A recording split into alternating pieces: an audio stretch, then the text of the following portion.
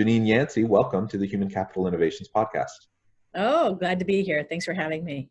Yeah, I'm excited to have this conversation around creating and sustaining healthy workplace culture with you today. You do some really great work in this area, and I know that we're going to have a lively conversation. As we get started, I just wanted to share your bio with everyone. Janine Yancey is an entrepreneur, lawyer, workplace visionary on ethics, respect, and inclusion.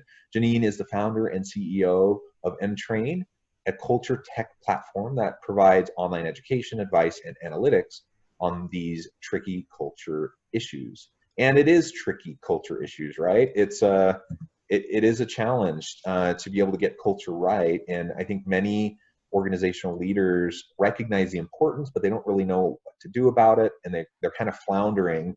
And often we see leaders kind of going from one kind of trendy thing to the next trendy thing, just grasping at straws, hoping, that they can find something that'll stick, that will help their organization move more positively into the future. And so I think it'll be fun to discuss how and why that doesn't really work, and some more systematic approaches on how we can help leaders be more proactive, not just reactive in fostering and sustaining a healthy culture. Oh, definitely. And I think this is a interesting time to be having this conversation, because just look at our headlines, last week, already today. I mean, organizational leaders are struggling with how do they approach these issues. They just, seems to be like more organizational leaders than less are at a loss for how to deal. So I think so. And it's volatile times, so perhaps that's part of it. But it's always been difficult, right? It's always been one of those. Man, I mean, there's just no silver bullet for it, and it's one of those golden goose types of things people are always looking for and can't seem to find. And my perspective is that there's no substitute for just consistent, regular attentiveness to culture-related issues over extended periods of time. And that's not what most people want to hear, because they want a fix, right? They want to be able to just correct the issue and then focus on other things core to the business. And culture is core to the business. So I think it requires a mindset shift. It's like one of the most important things that leaders do in their role as a leader is to help create and maintain that kind of a dynamic environment. And if they're not doing those basic consistent things over time, inevitably a culture will emerge. The question is it the type of culture that we want? And the answer is usually no. It's not what we want, and it's actually counterproductive to our goals and our strategy and all of those other things. Yeah, so exactly, Jonathan. I mean, I would say there's a couple things for us to think about here. So first off, there's no easy fix. There's no shortcut. We know that in every facet of business. There's no one silver bullet that's going to do the trick. And so to your point, it takes being intentional and consistent, and it should be a steady cadence of the business organization, just like you've got a steady cadence on your sales, on your marketing, on your engineering, on your customer service, every function of the business. This is a function of the business, and it takes a point person, but it takes executive sponsorship, and it takes intentionality. So that's number one. No shortcuts, no easy fixes. And then number two, to your point, when you're not intentional and when you don't think about it, a culture will emerge. It's just not one that you particularly want. And at Train, we have created a benchmark of all the organizations working with us. And we have, because we are embedding survey questions within our training content so that it shows up in a really kind of a safe, nice feel. So people are very authentic and candid when they weigh in. We see that literally the number one factor that indicates a healthy workplace culture are well-established norms of behavior. And another way of saying that is an intentional culture, right? And then conversely, those organizations that are the least healthy on our benchmark all correlate to their workforce has generally and consistently said that they don't have, the absence of well-established norms of behavior, which means it's a vacuum and a free-for-all. That's another way to think about it. So it's either, I like to just simplify it. So just think about a high school classroom. Either you've got, somebody who's very intentional, who's leading the classroom, or you've got somebody who's out to lunch and it's a free-for-all of a bunch of teenagers. I mean, what do you think is going to happen? So. Yeah, the free-for-all approach, I think, really works as we try to understand why the problems persist in organizations. And it's, when we talk about like consistency and intentionality, we're not talking about the once a year culture survey. I see that happen at organizations all the time. And they say, no, we're taking care of it. We do this every year. We track it. We have discussions around it. Like, if you are waiting until a once a year culture survey and then waiting for those results to have discussions, and almost always when I see that happen, the discussions are like punitive discussions, where they're like, why did we see a dip in this category, and who's responsible? Like, you're totally missing the point of right. How to foster a healthy culture, because people aren't thinking about it. You have to, regular cadence does not mean once a year. Just like you don't do once a year performance reviews, you don't do once a year culture evaluation. You have to, maybe you do a survey once a year, that's whatever. But in terms of the conversations and the dialogues and stuff, that needs to be ongoing. So I think your analogy to performance management is spot on. I think of it the same way. It's a feedback loop. It's got to be every month. It's a feedback loop, and you're, as an organizational leader and your mid-level management, you're just supporting kind of established, like, here's how we do business here. Here's how we look at these issues. Here's how we look at giving critical feedback. Here's how we look at handling a meeting. Think about every single workflow that you have in an organization. And as much as is possible, senior leadership and mid-management should be thinking about, how do we want to handle that here? And they should be, approaching that. And then a couple of comments on the annual culture survey. So, I think that they can, I look at them as additive and helpful. But I don't think, again, there's no shortcuts. And then those, I think, are actually complicated by the fact our data, which is all employees responding to our survey questions as they approach them in a training exercise, right? Our data shows that I think it's 50% of the workforce will not feel comfortable saying anything authentically or candidly to the employer, which, my prior experiences as an employer, litigator.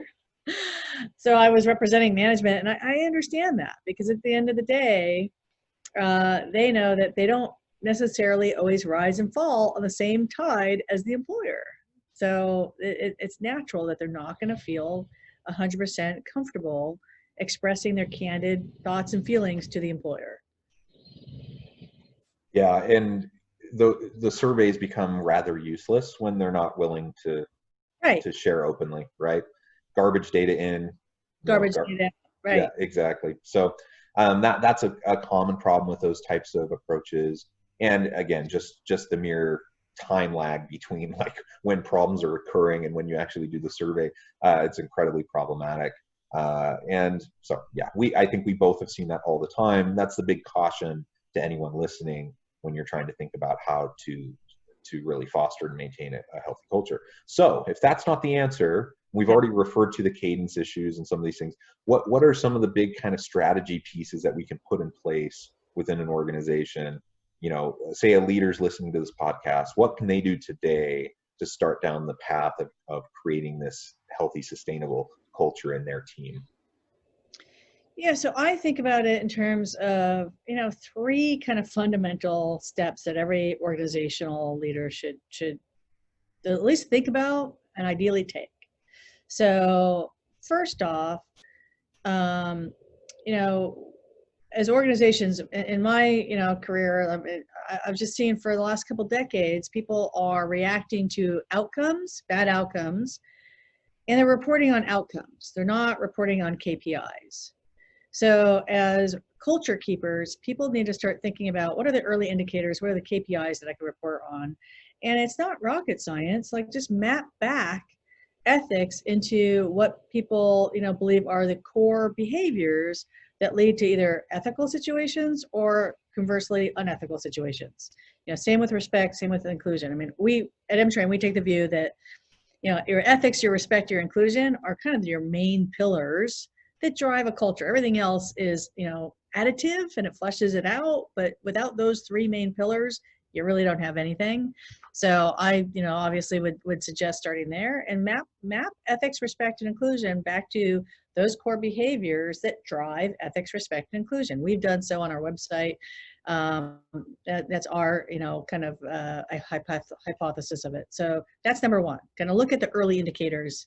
Number two, start to survey, have a dialogue and survey, but you have to do it so that people are de-identified. So here at M-Train, as we're going through courses and surveying people, we have technology that literally de-identifies people, separates the person from the person's response so that no one can see it and connect the two people. And you got to communicate that so people feel comfortable being candid and authentic.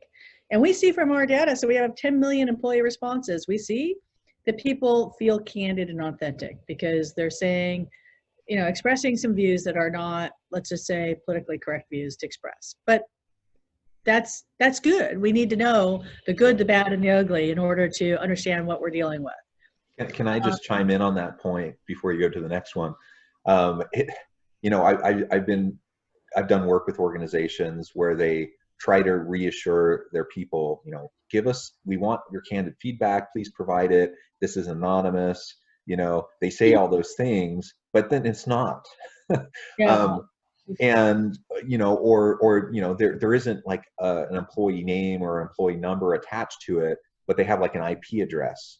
I've actually been in meetings with leaders who specifically say, like executives, they say, when someone has a harsh comment about us, we will figure out their IP address and go back and figure out their workstation. And they claim that it's because they need to know who it is in order to contextualize their comment, in order to know how to make improvements. Now, I see you shaking your head. Now, of course, that's not going to fly with employees. And as soon as any kind of inkling of that, and in fact, it doesn't even matter if it's true or not. It could just be rumor. Right. But as soon as that rumor gets out, or if it's factual, as soon as that gets out, it's done. Like, you're not going to get any good comments anymore. Yeah, so that's the employer, leader not seeing the forest through the trees. So yeah, it's totally natural that they're going to want to understand more about somebody's comment. I get it, but you got to weigh the pros and the cons. Which is more valuable? Having a system of getting authentic feedback so that you have visibility as an organization as to where your strengths and weaknesses are, or drilling down on that one specific data point. Like that's nothing compared to, getting data that fleshes out the whole situation. And, just to kind of give you one illustration of how important this is, we had a client, this was maybe 4 years ago, and it was a 6-figure client. It was, it was a nice client to have. And they were beating us up to understand the identity. So number one, like I said, I don't even see the identity. We see the domain name, that's it, right? But then number two, and this is where, it got a little sensitive. I said very clearly, and this was a negative employee sentiment coming out of the general counsel's office. So it was really sensitive. So the assistant general counsel of that organization, multinational organization, was basically beating me up for the person. And I said, number one, I don't know the person. Number two, even if I did, no way, no how, nothing. Not going to do it because one, it's not good for your organization. But number two, it'll completely erode any credibility we have to do the hard work we're trying to do for the whole market. So they spun off, no longer client. And you know what? It's not a fit. Yeah, that's right. That's right. So, I mean, I just shared that example, and I appreciated your example, of why that's really so important. But I rudely interrupted you. So you were going on to your next thing, your next main point. Well, so point 3. So point 1 is to map back these outcomes into basically their core ingredients. Think about that way. Step 2, in a kind of regular like dialogue feedback, we do it through training, but however you want to do it, you need to get a finger on the pulse, and it needs to be some safe third party is my recommendation. So you actually do get the candid responses, and you want to start to identify and measure what's happening in your workplace on those essential, behaviors, right? So you could actually make them visible and measure them. And then lastly, step 3, as a leadership team of an organization, you need to see what your established values are. So look at your code of conduct, look at your, standards of behavior. And to the extent that things are happening in the world around you, which there's a lot of stuff happening in the world right now, you need to take a position, and it doesn't have to be on everything, but to the extent that there are certain things that are definitely directly connected to your business. So like the issue of respect, like you kind of can't hide or duck from the issue of respect. You have to take a vocal position of this is what respect looks like here, because trying to duck, and there are some CEOs in Silicon Valley right now that are trying to duck. They don't want to say anything. It's like, well, that's actually saying something. Like, in this situation, if it's pretty connected to one of your core values as an organization and you're choosing not to say anything, that's saying something. Yeah. So what do you feel like, I mean, you were referring to it just a second ago, but these social justice issues, respect generally, right, is a really important value. But then it connects to all of these potential social justice issues that may or may not connect directly back to the organization or their values. But what's the responsibility or the role of organizations if they're trying to have this inclusive culture, this healthy organizational culture? What's the responsibility to get behind these social justice issues when Black Lives Matter movement moves forward, and you see in the NBA, you see players wearing things on their uniforms or kneeling or those sorts of things. They've gotten lots of praise, but on the other side, they've also gotten a lot of criticism, and that's the type of dynamic that the environment in which organizational leaders are trying to figure out what do we do, right, with a broad array of consumers. Right, exactly. And we know, again, from our data that, there is, it's probably about 15%, I should get the exact percentage, but it's probably about 15% of all of our employee responses are reflecting people that are, reacting to social activism, right? So either they're, don't want to weigh in at all, and or they are not embracing or supportive of kind of the more vocal kind of, social progressive kind of views.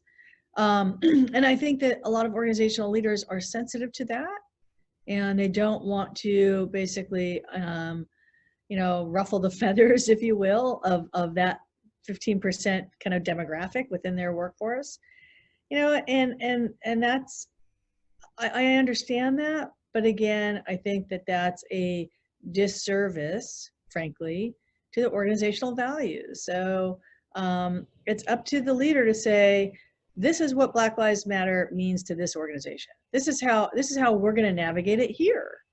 And it could be some moderate kind of behaviors that they are, espousing or recommending. But again, going back to that culture and being intentional, you have to intentionally weigh in, especially when, it's just naive and silly to think that your workforce, your employee base is not completely consumed, or a lot of them consumed with these issues. A lot of these issues affect employees directly. So I have talked to CEOs that have said, I don't want to deal with it. I just want to have people come here. I pay them a paycheck and let them do work, and that's it. Well, I think that that's not understanding the kind of progress of society. Gen Z does not go for that. No. And Gen Z is influencing prior generations, to adopt their same kind of viewpoint. Now, that's not everyone, but I think it's more than 50% for sure. Like we're blurring the lines between our work lives and our personal lives. We're blurring the lines between, our work persona and who we are as a full person. So to tell somebody, hey, just leave your full person at the door when you clock in and just be some drone. Well, that might have been good for Gen Xers. I'm a Gen Xer. That might have been good for Gen Xers, but it's not good for the Gen Zers. They won't do it. Yeah, that you won't attract and retain good people No. From the younger generations if that's going to be the approach. Right. And so that's problematic in and of itself. Just for the ability for the business to do what it does. But there's also kind of the moral responsibility of organizations, as institutions that influence their community, the broader community, to be able to respond to those sorts of things and portray some moral leadership, I think, around these issues. And regardless of how progressive or not progressive, how moderate, an official statement might be that comes out from an organization, having the conversations is so important because, I think, for example, after the George Floyd murder and everything that erupted after that, if you have people of color in your organization that are part of your team and you're not having some sort of conversation around that at that point in time, you're totally missing an important opportunity to connect with your people, to show empathy, to show support. You can't just say that this is the workplace, leave your own personal stuff at home. That's crazy to even think that way. And I get the complexities of like trying to balance multiple stakeholders and trying to figure out, you don't want to tick anyone off.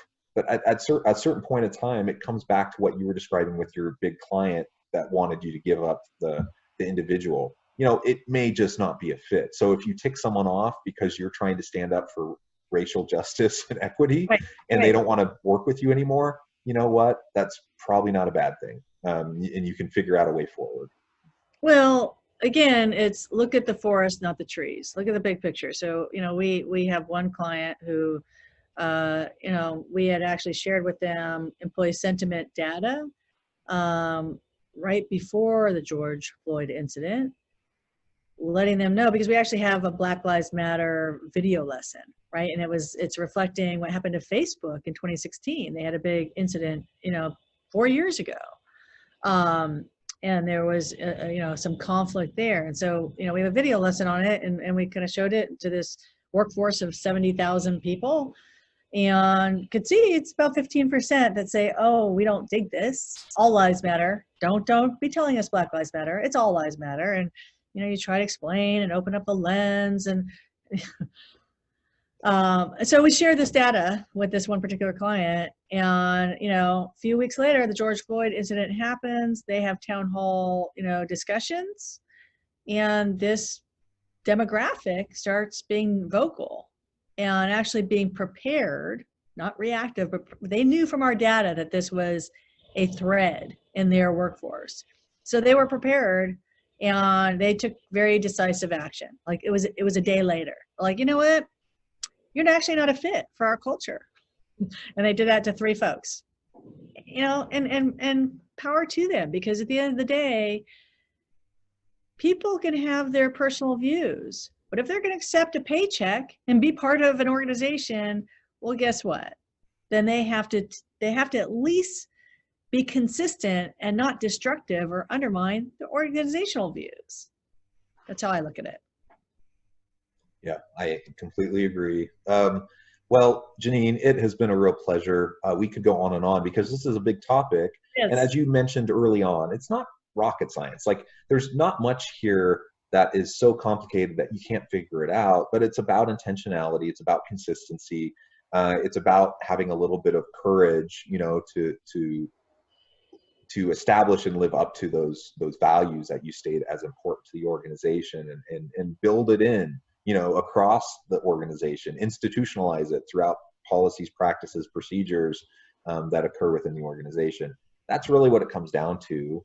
We're running short on time, so we can't go deeper today, but perhaps I can have you back another time so we can continue the discussion. But before we part, I did want to give you a chance to share with listeners a little bit more how they can get connected with you, find out more about what you're doing, what your organization can do for them. Oh, thank you, Jonathan. So encourage everyone to check out our website, emtrain.com, emtrain.com.